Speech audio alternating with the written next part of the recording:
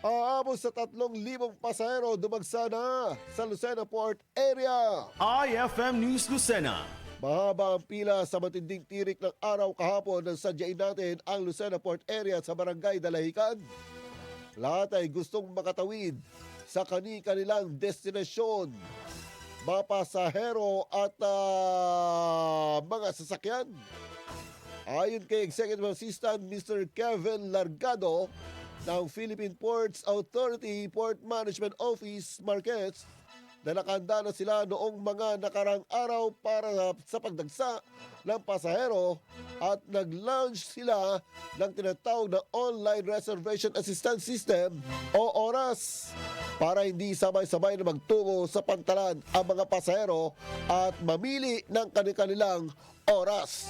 Narito ang pahayag ni Mr. Kevin Largado. Ngayon po, nag-launch nga rin po ang aming PPA head office ng bagong sistema para po sa pag-handle ng crowd control po ba, para hindi sila sabay-sabay na pupunta sa ating pantalan at magbabaka sakali kung makakasakay. Nag-launch po kami ng system, ito po yung tinatawag na Online Reservation Assistance System o ORAS. Yan po. Yan ang pahayag ni Executive Assistant Kevin Largado. Panay ang dating pa ng mga pasahero sa nasabing pier. Nagpadala rin ng backup scanner ang PPA kung sakaling magkaproblema ang machine scanner na kasalukuyang ginagamit. May mga nakumpiska ang mga ipinagbabawal dalhin ng mga pasahero tulad ng mga lighter, patalim, baril at iba pa.